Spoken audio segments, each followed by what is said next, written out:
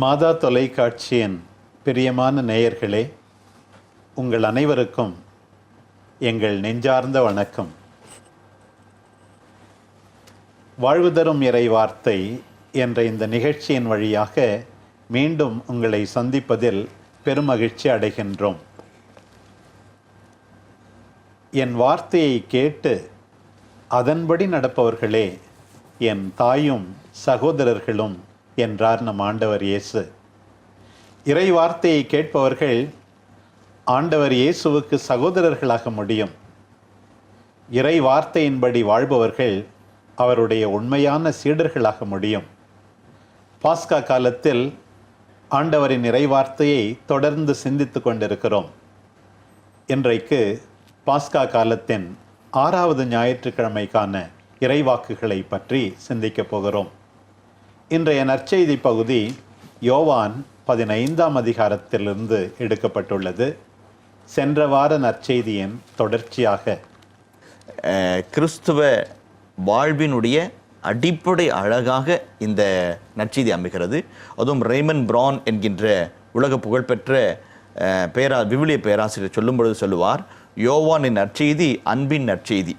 இந்த அன்பின் உச்சக்கட்ட செய்தியை இந்த 15ஆம் அதிகாரத்தின் 9 முதல் 17 வரையுள்ள இறைவார்த்தைகளில் நாம் சந்திக்கிறோம் என்று அவர் குறிப்பிட்டு சொல்லுகிறார்.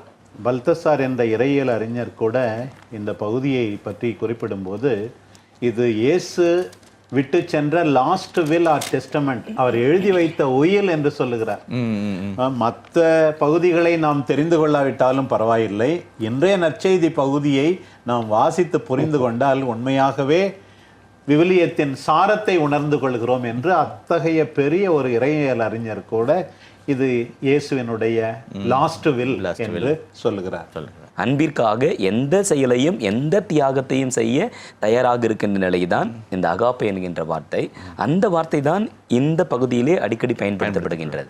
அதுவும் இந்த அன்பு, யோவான் பேசுகின்ற அன்பு ஏதோ ஒரு உணர்வு குவியலின் வெளிப்பாடாகவோ அல்லாமல் இல்லை, அல்லது ஒரு ஒழுக்க கோட்பாடுகளின் விழுமிய செய்தியாகவோ அல்லாமல், இது இறைவனை தமக்குள் தாங்கி அந்த இறை குணத்தை வெளிப்படுத்தும் ஒரு இறை குணம், எ டிவைன் குவாலிட்டி என்று சொல்லுகிறார்கள். அதுதான் அவர் பேசுகின்ற அன்பு. குறிப்பாக 9ஆம் வசனம் 15:9, என் தந்தை என் மீது அன்பு கொண்டுள்ளது போல நானும் உங்கள் மீது அன்பு கொண்டுள்ளேன், என் அன்பில் நிலைத்திருங்கள். ஸோ இது ஒரு ட்ரையாங்குலர் மாதிரி, தந்தை மகன் நாம். அதே மாதிரி நீங்கள் அந்த இதுலையும் பார்த்தீங்கன்னா அன்பு மகிழ்ச்சி கீழ்ப்படிதல். அன்பு நிறைவாக இருக்கும் பொழுது, உண்மையான அன்பாக இருக்கும் பொழுது நம்ம அதில் மகிழ்ச்சி கிடைக்குது. இது ரெண்டும் நிறைவேறணும், நம்ம கீழ்ப்படிந்திருக்கணும். கடவுளின் அன்பு கட்டளைகளுக்கு நாம் கீழ்ப்படிந்திருக்க வேண்டும். யோவான் 3ஆம் அதிகாரத்தில் தன் ஒரே பேரான மகனையே அழிக்கும் அளவுக்கு தந்தை உலகின் மேல் அன்பு கூர்ந்தார்னு தந்தையினுடைய அன்பு தன்னுடைய ஒரே பேரான மகனையே அழிக்கின்ற அன்பு. இந்த மகனுடைய அன்பு தன்னுடைய உயிரையே நமக்காக கொடுக்கின்ற அன்பு. ஸோ தந்தையினுடைய அன்பை பார்க்கிறோம், மகனுடைய அன்பை பார்க்கிறோம், அதற்கு ஈடு கொடுக்கிறது. அதே போல நாம் ஒருவரை ஒருவர் அன்பு செய்ய வேண்டும். நான் உங்களை அன்பு செய்தது போல நீங்களும் ஒருவரை ஒருவர் அன்பு செய்ய வேண்டும். இந்த ட்ரையாங்கிள் உண்மையாகவே நம்முடைய உள்ளத்தை தொட வேண்டும். இந்த வார்த்தை நம்முடைய வாழ்வாக வேண்டும். அன்பு என்று ஆண்டவர் இயேசு கிறிஸ்து சொல்கின்ற பொழுது அது அவருடைய வாழ்க்கை. இறைவன் அவரை நேசித்தார் என்பது அவருடைய அனுபவம். அதனால்தான் அவரால் உள்ளத்தின் ஆழத்திலிருந்து உறுதியாக சொல்ல முடிந்தது, கடவுள் என்னை நேசிப்பது போல நான் தந்தையை நேசிப்பது போல என்று சொல்லி. அதனாலதான் ஆண்டவர் நமக்கு சொல்லுகின்றார், இறை தந்தை என்னை நேசிப்பது போல நீங்கள் ஒருவர் ஒருவரை நேசிக்க வேண்டும். நான் என்னுடைய தந்தையை நேசிப்பது போல நீங்கள் ஒருவர் ஒருவரை நேசிக்க வேண்டும். நான் உங்களை நேசிப்பது போல நீங்கள் ஒருவர் ஒருவரை நேசிக்க வேண்டும். அவருடைய வாழ்வின் ஆதாரத்திலிருந்து வெளிவந்த உண்மை.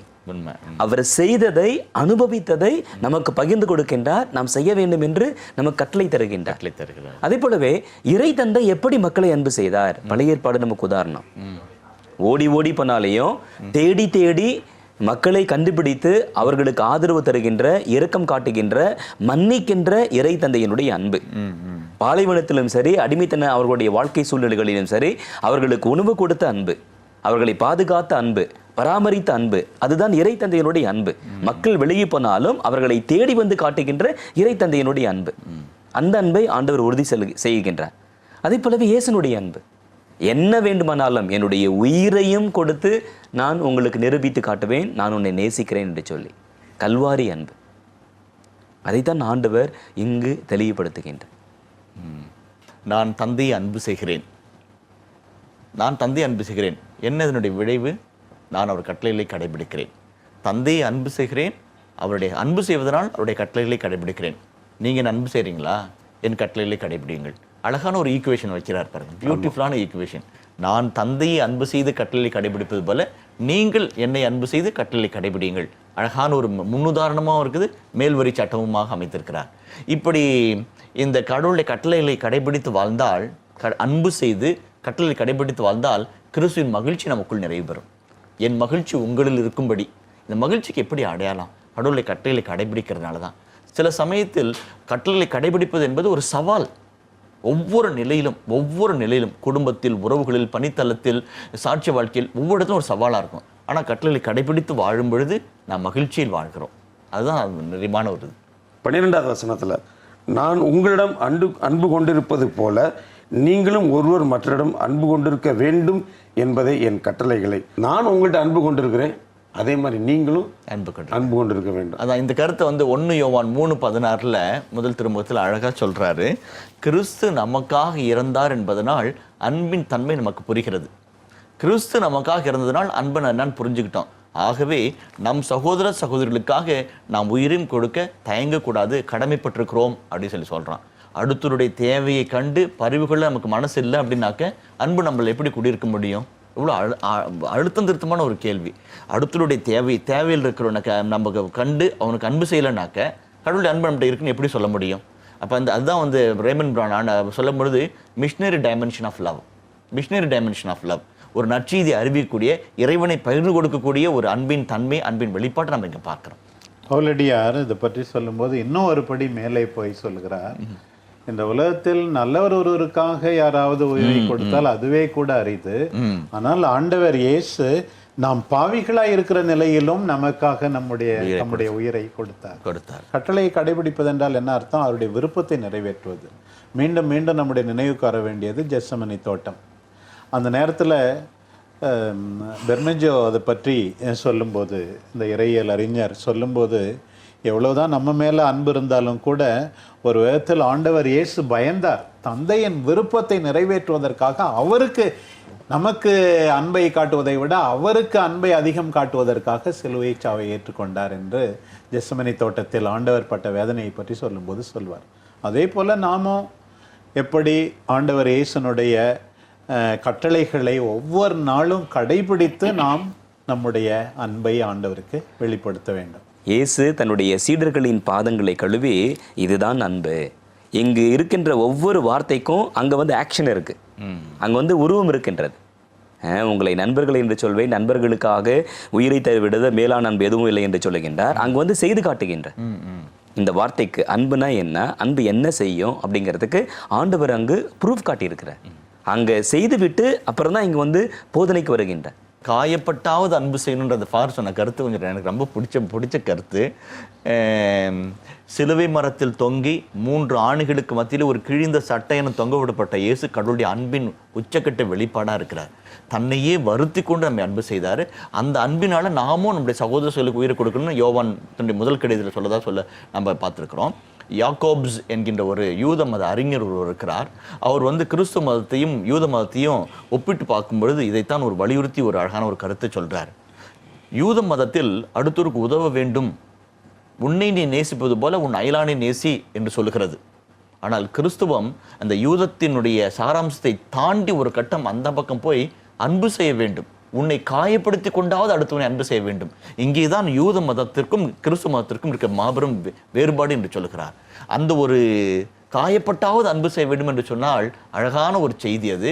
நம்முடைய அன்றாட வாழ்வில் நாம் சந்திக்கிற எல்லா தியாகங்களுக்கும், நம் அன்றாட வாழ்வில் சந்திக்கிற எல்லா துன்பங்களுக்கும், நன்மைத்தனத்திற்கான துன்பங்களுக்கும் ஒரு அர்த்தம் இருக்கிறத நம்ம பார்க்குறோம். அந்த அன்பு நம்ம குடும்பத்தில் இருக்கணும், நம்முடைய வாழ்க்கையில் இருக்கணும், நம்முடைய பணித்தலங்களில் இருக்கணும். இந்த சூழலில்தான் சீடர்களை தேர்ந்து கொள்வதும் இங்கே வெளிப்படுத்தப்பட்டிருக்கிறது. எதற்காக நான் உங்களை தேர்ந்து கொண்டிருக்கிறேன்? அன்பு செய்வதற்காக உங்களை தேர்ந்து கொண்டிருக்கிறேன். நான் தந்தையை அன்பு செய்வது போல நீங்களும் ஒருவரை ஒருவர் அன்பு செய்வதற்காக உங்களை நான் தேர்ந்து கொண்டிருக்கிறேன். நீங்கள் என்னுடைய நண்பர்கள். your whole occasion is to love. இந்த பகுதியை நாம் அடிக்கடி இறை அழைத்தலின் போது கூட நாம் சொல்லுவோம், நீங்கள் என்னை தேர்ந்து கொள்ளவில்லை, நான் தான் உங்களை தேர்ந்து கொண்டேன். பல முறை ஏற்கனவே நம்ம பேசி இருக்கிறோம். அத்தோடு மட்டும் நிறுத்தி விடாதீர்கள், அதை தொடர்ந்து வருகிற எதற்காக தேர்ந்து கொண்டார்? நீங்கள் கனி தருவதற்காக. இந்த சூழ்நிலையில கனி தருவது என்பது அன்பு செய்வது, உயிரை கொடுக்கும் அளவுக்கு அன்பு செய்வது. சும்மா கடவுள் என்ன தேர்ந்துகிட்டாருப்பா என்று குருக்கள், துறவிகள், ஏன் ஒவ்வொரு கிறிஸ்தவனும் கடவுளால் தனிப்பட்ட விதத்திலே தேர்ந்து கொள்ளப்பட்டவர்கள் எனும் போது எதற்காக? அன்பு செய்ய, உன்னையே கொடுக்க, பணி வாழ்வுக்காக, மற்றவர்களுக்கு வாழ்வு கொடுக்க, உன் வாழ்வை இழப்பதற்காக. மேக்சிமிலியன் கோல்பே, அந்த குடும்பத்தின் தந்தையை விட்டுவிடுங்கள், அவருக்காக நான் சாகிறேன் என்று இன்னொரு மனிதனுக்காக இறந்தாரே இந்த குரு. அதுபோல மற்றவர்களுக்கு வாழ்வு கொடுக்க தன்னையே கொடுப்பதுதான் உண்மையான அழைப்பு. மதர் தெரேசா சொல்லும் பொழுது அழகான ஒரு கருத்தை சொல்றாங்க. அது ஆங்கிலத்தில் சொல்லிட்டேன், தமிழில் சொல்றேன். we are born to do great things. நாம் மிகப்பெரிய காரியங்களை செய்வதற்காக பிறந்திருக்கிறோம். அந்த மிகப்பெரிய காரியம் என்ன? to love and to be loved. அன்பு செய்யவும் அன்பு செய்யப்படவும். அன்பு செய்வது சுலபம் அல்ல, கடினமான வாழ்வு, சவால்களை சமாளிக்க தூண்டுகின்ற வாழ்வு, எத்தனையோ பிரச்சனைகளை எதிர்கொள்கின்ற வாழ்வு. மாதா தொலைக்காட்சிய நேயர்களுக்கும் கூட எத்தனையோ அத்தகைய பிரச்சனைகள் இருக்கலாம் உங்களுடைய அன்பு வாழ்வில், குடும்ப வாழ்வில், சமூக வாழ்வில். இந்த எல்லா சூழ்நிலைகளிலும் ஆண்டவரிடம் நாம் வேண்டும் போது எதை கேட்டாலும் உங்களுக்கு கிடைக்கும் என்று சொன்ன ஆண்டவருடைய வாக்குறுதி பொய்யாகாது என்று நம்பலாம். எவ்வாறு அன்பு கட்டளை நம் எல்லாருக்கும் கொடுக்கப்பட்டது என்று மீண்டும் சிந்தித்தோம். இன்றைய முதல் வாசகம் திருத்தூதர் பணியிலிருந்து. நம்முடைய அன்பு நம்முடைய குறுகிய வட்டத்தை மட்டும் சார்ந்திராமல் விசாலமாக பரவ வேண்டும். ஆண்டவர் விரும்புகிறார். இனம், மொழி, நாடு இதை தாண்டி தேவையில் இருக்கின்ற, ஆண்டவரின் சாயலில் உருவாக்கப்பட்டிருக்கிற ஒவ்வொரு மனிதனையும் நம்முடைய அன்பு தொட வேண்டும் என்பதை வெளிப்படுத்தும் வண்ணமாய் எவ்வாறு கொர்நேலியு ஆண்டவரால் ஏற்றுக்கொள்ளப்பட்டார், அவர் மட்டுமல்ல அவருடைய குடும்பத்தாரும் அவரை சார்ந்தவர்களும் ஏற்றுக்கொள்ளப்பட்டார்கள் என்று இன்றைய முதல் வாசகத்தில் நாம் வாசிக்க கேட்கிறோம். ஒரு புதிய ஆரம்பம் திருச்சபை சந்திக்கிறது என்று சொன்னால் அது மிகை கிடையாது. நற்செய்தி அறிவிப்பிலும் இறை வார்த்தையை பகிர்ந்து கொள்வதிலும் ஒரு புதிய நியூ ஹொரைசான்ஸ் அதான் திருச்சபை சந்திக்கிறது. அது ஒரு சவால் மிகுந்த ஒரு பகுதியாக அமைகிறது. என்னன்னாக்க, இதுவரைக்கும் யூதர்களுக்கு மட்டும்தான் கடவுள் வெளிப்படுத்திய மீட்பு உண்டு என்கின்ற ஒரு எண்ணம் பரவி யூத மதத்தை சாராத புற இனத்தாருக்கும் மீட்பின் வாசல் அகல திறந்து வைக்கப்படுகிறது. இந்த அகல திறந்து வைக்கும் அற்புதமான பணியை செய்வது யார்? நீங்களோ நானோ சீடர்களோ அல்ல, ஆண்டவர் செய்கிறார், தூய ஆவினர் செய்கிறார். இதை அழுத்தம் திருத்தமாய் சொல்லி கடவுள் பாரபட்சம் இல்லாதவர், கடவுள் முகம் பார்த்து ஆள் பார்த்து செயல்படாதவர் என்கின்ற அழகான ஒரு உண்மையை நம் கண் முன்பாக படம் பிடிக்கிறது. இறை வார்த்தையை ரொம்ப தெளிவாக சொல்லுகின்றது. அவர் இறைப்பற்றுள்ளவர், தன்னுடைய குடும்பத்தோடு சேர்ந்து இறைவனுக்கு கீழ்ப்படிந்து நடத்தவர், அதே போலவே ஜெபத்தில் நிலைத்திருந்தவர், இடைவிடாது கடவுளிடம் மன்றாடி வந்தவர். எனக்கு திரும்ப திரும்ப அந்த நினைவே வந்து கொண்டிருக்கின்றது. ஏன்னா இந்த இறைவார்த்தையில நம்ம பார்க்குறோம், ஒரு நாள் பிற்பகல் 3 மணி அளவில் ஒரு காட்சி கண்டார். அந்த 3 மணி அப்படிங்கிறது இயேசுனுடைய இறப்பு, அதே போலவே ராயப்பர் புதிதாக அருளுரை ஆற்றுகின்ற பொழுது அவர்கள் கொடுக்கின்ற சுகம், அவர்களுக்கு கிடைக்கின்ற மீட்பு, அதே போலவே இந்த இடத்திலும் கூட அந்த ஒரு புதிய தொடக்கத்தை இந்த பணியினுடைய திருத்தூதர் பணியினுடைய ஆசிரியர் நமக்கு அறிமுகப்படுத்துகின்றார். கொர்நேலியு முதல்ல காட்சி காண்றாரு. கடவுளுடைய வல்லமையினால மீட்பை பற்றி ஒரு செய்தி அவருக்கு அருளப்படுகிறது. ராயப்பரை அழைத்து வந்து அவர் சொல்வதை கேட்டு ஞானஸ்தானம் பெற்று மனமாறு என்கின்ற ஒரு முதல் புள்ளியை ஆவியான காட்சியாக வெளிப்படுத்துகிறார். அதன் பிரகாரம் கொர்நேலியு ஆட்களை அனுப்பி பேதுருவை தன் இல்லத்திற்கு வர செய்கிறார். அங்கிருந்து இந்த பகுதி ஆரம்பமாகிறது. ஆரம்பமாகிறது. 3 கட்டமாக இருக்கிறது. ஒன்று, கொர்நேலியு பேதுருவை தன் இல்லத்தில் வரவேற்றல், பேதுருவினுடைய உரை 2வது, 3வது பேதுருவும் கொர்நேலியும் எதிர்பார்க்காத அளவிற்கு கடவுள் தன் வல்லமையை வெளிப்படுத்துகிற அருள் செய்தி. இந்த 3 பகுதிகளாக இந்த பகுதியாக இருக்குது. அதனால தான் 25லேருந்து 26 வசனம், 34லேருந்து 35 வசனம் என்று 44லேருந்து 48 என்று 3 பகுதிகளை 10ஆம் அதிகாரத்தில் எடுத்து முதல் வாசகத்தை நமக்கு கொடுத்துருக்குறாங்க. நற்செய்தி அறிவிக்கின்ற வேளையிலே மக்கள் மரியாதை செய்வார்கள், மதிப்பு கொடுப்பார்கள். ஆனால் அது அந்த நம்முடைய நிலையை பாதிக்கக்கூடாது, நம்ம அதனால் ஏமாந்து போயிடக்கூடாது அப்படிங்கிறதுக்கு மிகப்பெரிய சான்றாக இருக்கின்றார். கொர்நேலியு வந்த உடனே அவர் எதிர்கொண்டு போய் அவர் காலில் விழுந்து வணங்குகின்றார்.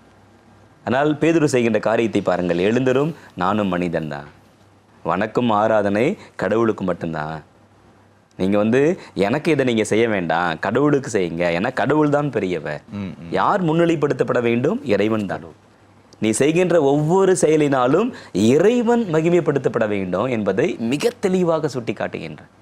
எந்த விதத்திலும் தான் செய்கின்ற பணியின் வழியாக வருகின்ற பெயரோ புகழோ தனக்கு வந்துடக்கூடாது, எல்லாம் இறைவனையே சார வேண்டும், இயேசுதான் மகிமைப்படுத்தப்பட வேண்டும் என்பதில் பேதுரு மிக கவனமாக இருக்கின்றார். பேதுருனுடைய உரை அழகான ஒரு உரை. இந்த 7ஆம் அதிகாரத்தில் ஸ்தேவான் மீட்பின் திட்டத்தை அப்படியே சுருக்கமாக சொல்லுகிற அழகான உரையாக இருக்கும். இந்த கொர்நேலியுடைய இல்லத்தில் பேதுரு ஆற்றுகிற ஒரு உரையும் அழகான ஒரு உரை. அந்த உரை பேதுருனுடைய மனநிலையை அப்பட்டமாக படம் பிடிக்கிறது. என்ன சொல்கிறாரு? கடவுள் ஆள் பார்த்து செய்வதில்லை, எல்லா இனத்தவர்களும் அவருக்கு அஞ்சி நடந்து நேர்மையாக செயல்படுபவரே அவருக்கு ஏற்புடையவர் என்று சொல்லி, எப்படி கொர்நேலியு இறைவன் முன்பாக தேர்ந்தெடுக்கப்பட்ட மீட்புக்கு பாத்திரமனாக மாறுகிறார் என்பதை உறுதிப்படுத்துகிறார். அதே போல 2வது, கிறிஸ்து வாயிலாக நற்செய்தி உண்டு என்பதை மையப்படுத்தி ஒரு செய்தியாக அமைகிறது. கிறிஸ்து வாயிலாகத்தான் நற்செய்தி, அவர் வழியாகத்தான் மீட்பு என்கின்ற அடிப்படையான செய்தியை அவர் வெளிப்படுத்துகிறார். கடவுள் மனிதரிடையே பாரபட்சம் காட்டுவதில்லை, நோ ரெஸ்பெக்டர் ஆஃப் பர்சன்ஸ், வேறுபாடு காட்டுவதில்லை, எல்லாரும் கடவுளுக்கு வேண்டும். வெறும் திருமுழுக்கு பெற்றுவிட்டேன் என்று மனம் போன வாழ்க்கை வாழ்வது ஆண்டவருக்கு உகந்தது அல்ல. கடவுளுக்கு அஞ்சி வாழ வேண்டும், முதல் கருத்து. 2வது கருத்து, நேர்மையானதை செய்ய வேண்டும்.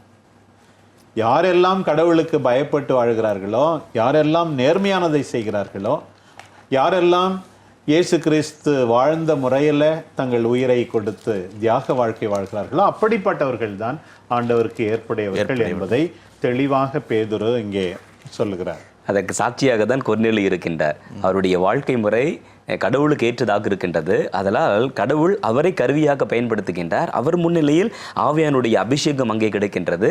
அது மற்றவர்களுக்கு மிகப்பெரிய சாட்சியாக இருக்கின்றது. பேதுரு தொடர்ந்து பேசி கொண்டிருந்த போது அவருடைய சொற்களை கேட்ட அனைவர் மீதும் தூய ஆவி இறங்கி வந்தது. அவர்கள் பரவச பேச்சு கடவுளை போற்றி பெருமைப்படுத்தியதை கண்டார்கள். நம்மை போல தூய ஆவியை பெற்றுக்கொண்ட இவர்கள் தண்ணீரால் திருமுழுக்கு பெறுவதை யார் தடுக்க முடியும்? யார் தடுக்க முடியும்? பேதுரு யோப்பாவில் மேல் மாடியில் பசியாக இருக்கிறாரு. கப்பல் விரிப்பு போன்ற ஒரு காட்சி. இதை கொன்று சாப்பிடு, தீட்டானதை நான் சாப்பிட மாட்டேன், கடவுள் நல்லது என்பதை நீ தீட்டுன்னு சொல்லாத. ராயப்பருக்கு புரியல. கொர்நேலியு வீட்டுக்கு வராரு. கொர்நேலியு அவரை காத்துட்டு இருக்கிறாரு. அவர் ராயப்பருக்கு புரியல. ஆனாலும் தூயாவின் ஏவுதலுக்கு ஏற்ப இறைவார்த்தை அறிவிக்கிறார். அவர் இறைவார்த்தை அறிவிக்கல. ராயப்பருடைய மனசுக்குள்ள ஒரு எண்ணம் இருக்கலாம், இவங்க என்னை கூப்பிட்டாங்க, தூவியானவர் என்னை போக சொன்னார், நான் இங்கே வந்தேன், நற்செய்தியை அறிவிக்கிறேன். ஒருவேளை இந்த நற்செய்தியை அறிவித்து முடித்த பிறகு அவங்க மனம் மாறி ஞானசானம் கேட்டாங்கன்னா என்ன பண்ணுறது, கொடுக்கலாமா வேணாமான்ற ஒரு இன்னொரு மனசு அவருடைய உள்ளத்துக்குள்ள ஓடிக்கிட்டே இருந்திருக்கும். அப்படி யோசித்துக்கிட்டு இருந்த பேதுருவை திகைப்பில் ஆழ்த்தும் விதமாக தூயாவன் இறங்கி வருகிறார்.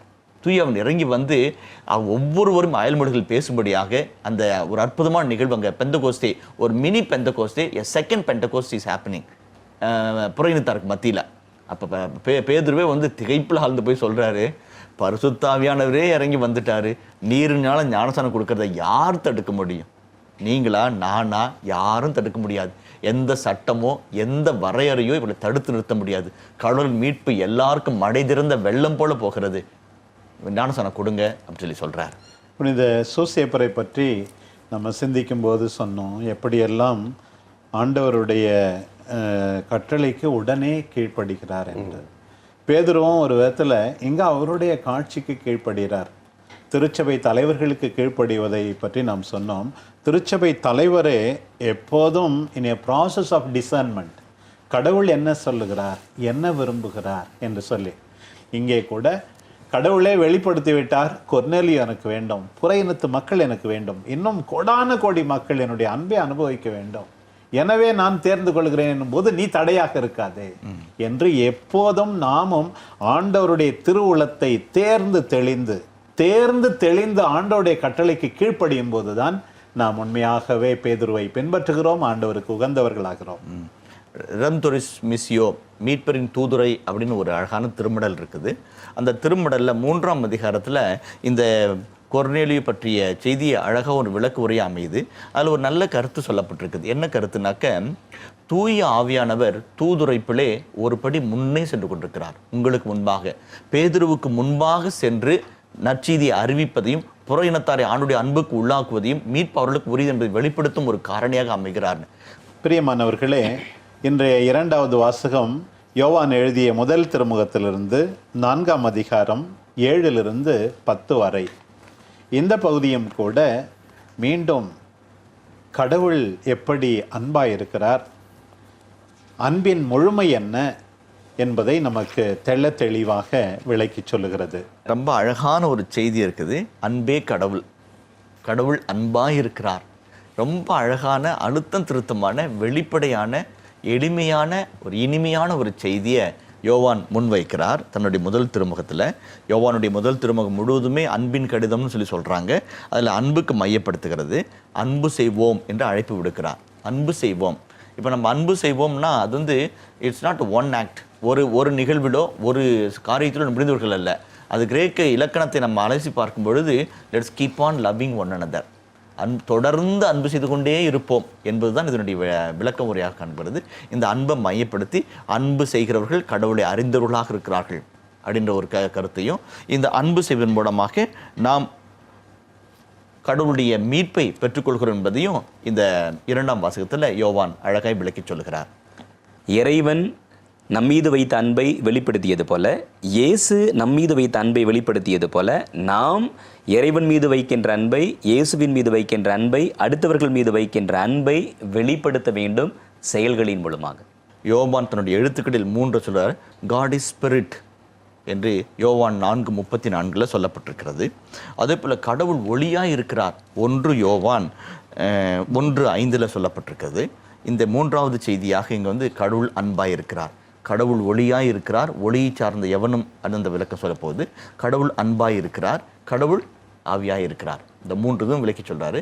இந்த 3லையும் மற்ற ரெண்டை விட கடவுள் காட் இஸ் ஸ்பிரிட் அப்படின்றத விட, கடவுள் ஒளியாக இருக்கிறார் என்பதை விட, இந்த கடவுள் அன்பாக இருக்கிறார் என்பது விஞ்சி நிற்கிற ஒரு உண்மையாக, வெளிப்படுத்தப்பட்ட ஒரு உண்மையாக இருக்கிறது. அன்பு செய்கின்றவர்கள் கடவுளிடமிருந்து வருகின்றவர்கள். ஆனால் இப்போ குடும்பத்தில் பார்க்குறோம், உண்மையிலேயே நம்ம அன்பு செய்கிறோமா?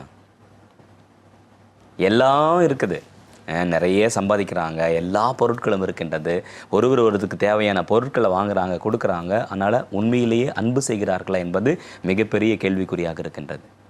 இன்றைய சூழ்நிலையில் மக்கள் பொருட்களை அன்பு செய்கிறார்கள், பணத்தை அன்பு செய்கிறார்கள், ஆனால் மனிதர்களை பயன்படுத்துகிறார்கள். கணவனாக இருக்கட்டும், மனைவியாக இருக்கட்டும், பிள்ளைகளாக இருக்கட்டும், தேவைக்காக மனிதர்களை பயன்படுத்துகின்ற அவல நிலை இப்போ இருக்குது. அதனால தான் எல்லா வீட்லேயும் பெரும்பான்மையான இடங்களில் இந்த அன்பினுடைய தேவை அதிகமாகி கொண்டே இருக்கின்றது. இதில் மட்டும் நாம் வந்து தயக்கம் காட்டி கொண்டு இருக்கின்றோம். இன்றைய வார்த்தை வழிபாடு நம் முன்பாக சவால் வைக்கின்றது. லெட்ஸ் பி ஜென்ரஸ், ஸ்பான்டேனியஸாக, நேச்சுரலாக அன்பு காட்டுவோம். ஏன்னா நீங்கள் அன்பு செய்தால் மட்டுமே நம்ம கடவுளுடைய பிள்ளைகளாக இருக்க முடியும். அன்பு செய்யாமல், பாசம் காட்டாமல் நம்ம கடவுளுடைய பிள்ளைகளாக இருக்கவே முடியாது. அன்பு இல்லாத வாழ்வு மனித வாழ்வும் அல்ல, விசுவாச வாழ்வும் அல்ல. நம்முடைய அன்பு வந்து ஒரு நுகர்வு நிலை அன்பாக இருக்கக்கூடாது. Consumeristic love, it must be a sacrificial love. தியாக நிலை அன்பாக இருக்கணும். உண்மையான அன்பு, மதிக்கப்படக்கூடிய, போற்றக்கூடிய அன்பு, யாரெல்லாம் தியாகம் செய்து, ஏற்கனவே நாம் சொன்னது போல காயப்பட்டு துன்புற்று அன்பு செய்கிறார்களோ அதுதான் உண்மையான அன்பாக முடியும். ஒரு டீச்சர் எல்கேஜி பிள்ளையை பார்த்து கேட்டார்களாம், என்னை உனக்கு பிடிக்குமா என்று. உடனே அந்த பிள்ளை பதில் சொன்னதாம், டீச்சர் உங்களுக்கு என்ன பிடிக்குமா என்று பதில். அந்த கேள்வி இன்றைய கடைசி வசனத்தை நமக்கு இன்னும் சரியாக புரிய வைக்கிறது. பாருங்கள், நாம் கடவுள் மீது அன்பு கொண்டுள்ளோம் என்பதில் அல்ல, மாறாக அவர் நம்மீது அன்பு கொண்டு தம் மகனை நம் பாவங்களுக்கு கழுவாயாக அனுப்பினார் என்பதில்தான் அன்பின் தன்மை விளங்குகிறது. முதலில் அன்பு செய்வது கடவுள். கடவுள். ரோமியருக்கு எழுதப்பட்ட திருமுகம் முதல் 10 அதிகாரம் கடவுளுடைய அன்பு. கடவுளுடைய அன்பு நம் உள்ளத்திலே பொழியப்பட்டுள்ளது. யார் கிறிஸ்துவின் அன்பிலிருந்து நம்மை பிரிக்க முடியும்? இதெல்லாம் நமக்கு சொல்லிவிட்டு கடைசி 4-5 அதிகாரம் தான் அப்படி என்றால் நீங்கள் மற்றவர்களை மதிக்க வேண்டும், அன்பு செலுத்த வேண்டும் என்று சொல்லப்பட்டிருக்கிறது. இது கூட நமக்கு ஒரு நல்ல பாடமாக அமைகிறது. பிரியமானவர்களே, பாஸ்கா காலத்தின் 6வது ஞாயிற்றுக்கிழமையின் இறைவாக்கு பகுதிகளை பற்றி நாம் சிந்தித்தோம்.